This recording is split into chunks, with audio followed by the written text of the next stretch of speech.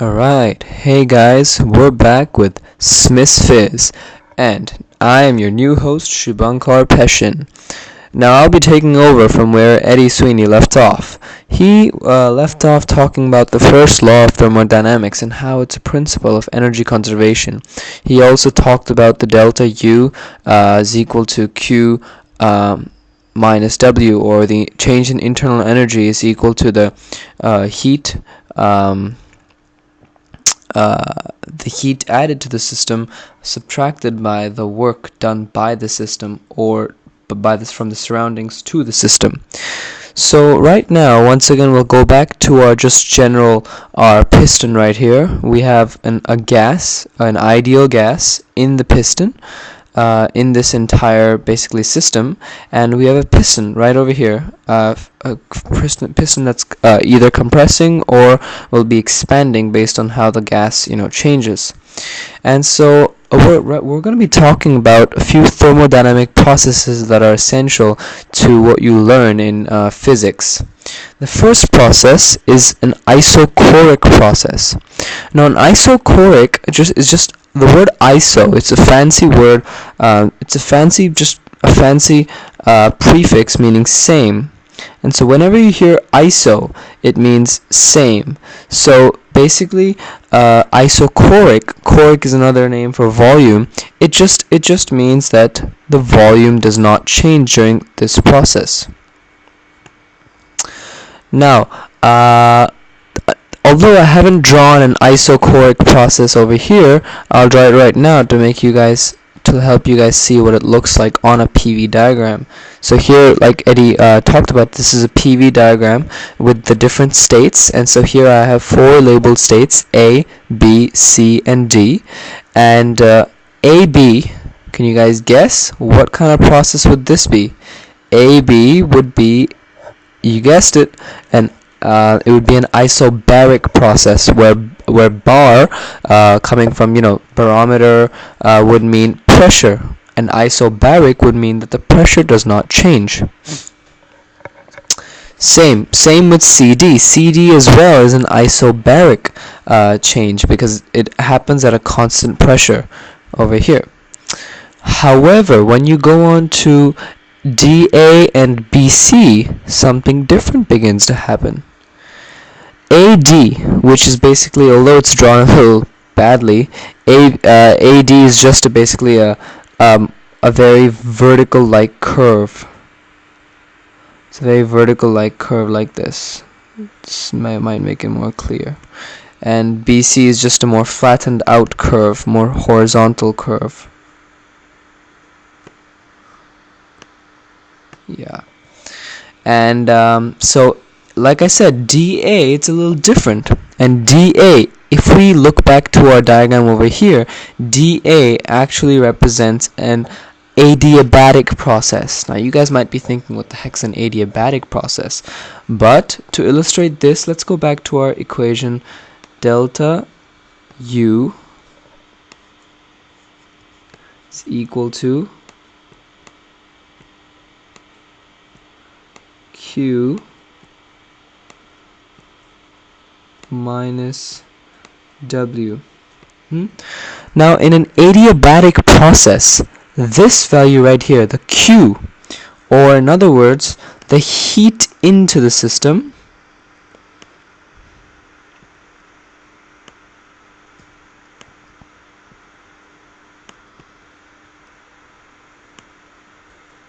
is equal to 0. So in this case, in such a process, in an adiabatic process, there is no heat added or removed from the system. So this is a crucial step you need to remember. Thus, in this case, when you plug it back into this equation, Q right here is equal to 0.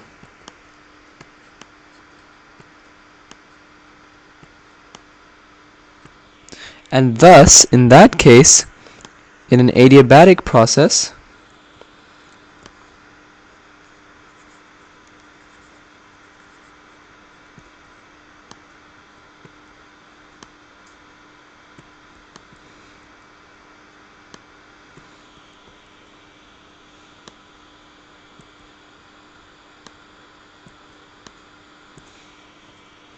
In this case, the change in the internal energy would in fact be equal to the negative value of the work done.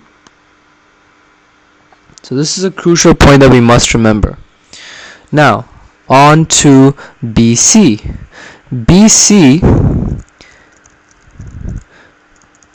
BC is basically, let's go, it brings us back to the ISO terms, what ISO was. So BC actually refers to is an isothermal process. Like I said, ISO means same, so I'll write them up over here for you. Isochoric,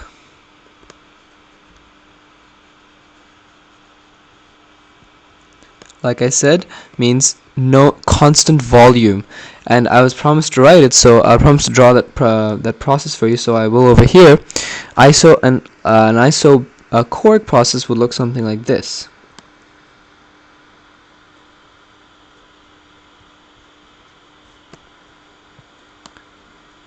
Pretty simple, huh? Choric, baric,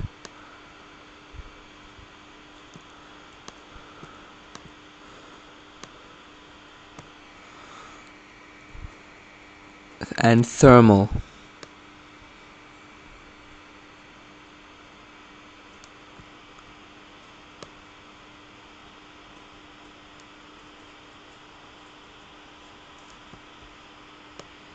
So in these three processes, well actually four, isochoric, isobaric, isothermal, and adiabatic, four values remain constant in each of these processes. In an isochoric process, like I said, which is AB and CD, which is right the one I've drawn over here, the volume remains the same. And in an isobaric process, which is AB and CD, the pressure remains constant. Then in an isothermal, which is BC, the pressure remains constant. The temperature remains constant. And what this would mean is, as we know, since PV is proportional to T, this means that P and V would change in such a way that since they're inversely proportional to each other, they would change in a way that would cause T to remain constant at all times. Okay, and finally we have our adiabatic process, which, as I illustrated over here, would basically cause the change in the internal energy to be equal to the negative of the work done by the gas. Another point, bringing us back to the work concept of work done that Eddie talked about.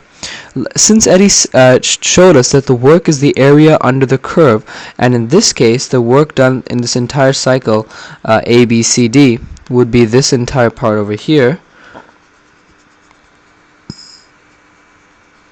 this area over here.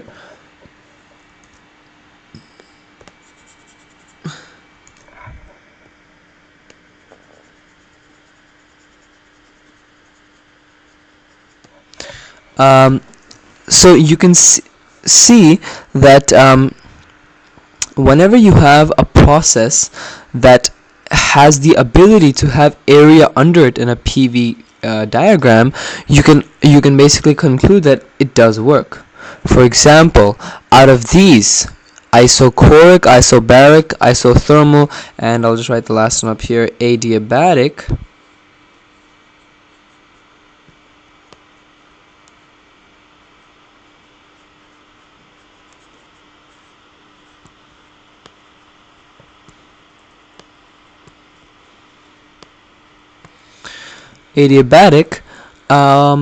which one of these does work?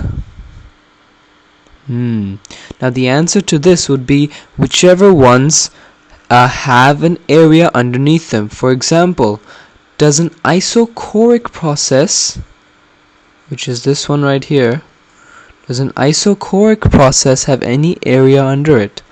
No, so no work is done. But then once we go to an isobaric process, you can clearly see that if you create basically lines underneath this, you know,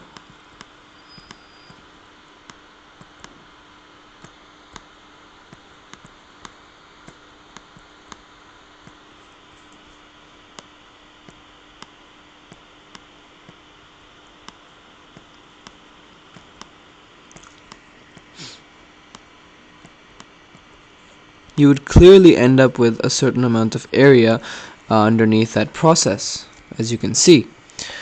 Same thing with an isothermal. Once again, if you create like a shape underneath, you would clearly see some sort of work done, as you can see by the area of the curve under the isothermal, right? Same thing with an adiabatic. Though the work done would be considerably less than the isothermal or than in the pressure volume, than in the isobaric process, there would still be some work done underneath here, as you can see. And thank you for staying with us this video, and we hope to give you more. See you next time.